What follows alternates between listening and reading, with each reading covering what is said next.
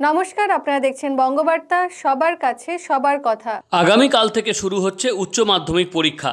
আবার যাদবপুরের ঘটনার প্রতিবাদে বামপন্থী ছাত্র সংগঠনের ডাকে বিশ্ববিদ্যালয়গুলিতে ধর্মঘটের ডাক দেওয়া হয়েছে।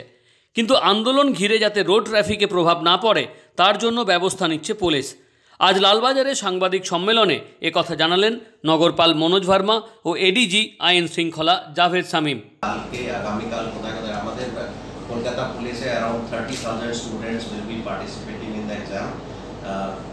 তো কালকে মেনলি আমাদের কলেজ স্কোয়ার, যাদবপুর, আমাদের থানার আশেপাশে যত ইউনিট আছে, এছাড়া আরও যেখানে যেখানে বেশি সংখ্যায় ক্যান্ডিডেট আসবে স্কুলে এক্সাম দিতে, সব জায়গায় পর্যাপ্ত অ্যারেঞ্জমেন্ট থাকবে অ্যান্ড স্পেশাল অ্যারেঞ্জমেন্টস আছে, ওই ডিটেলসে আমরা দিচ্ছি না, কিন্তু ট্রাফিক আমাদের আরও ইউনিটস আছে, সবাইকে ইনভলভ করে ডিটেল অ্যারেঞ্জমেন্ট করে দেওয়া হয়েছে। দ্যাট ইনক্লুডস স্পেশাল আমাদের টিমস থাকবে বিভিন্ন জায়গায়।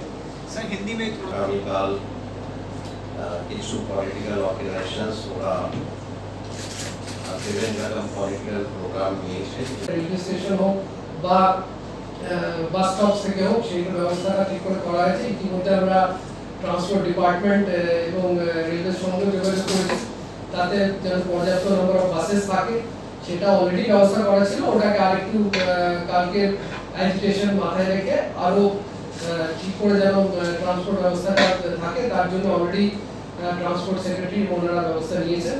তো আশা করি যে অ্যারেঞ্জমেন্টস করা হয়েছে তাতে কোনো রকম স্টুডেন্টসদের কোনো অসুবিধার মুখে পড়তে হবে না, এবং উই আর ভেরি কনফিডেন্ট যে খুব স্মুথলি পিসফুলি আমরা এক্সামিনেশনগুলো কন্ডাক্ট করতে পারবো। Thank you. Bureau report, Bangabarta.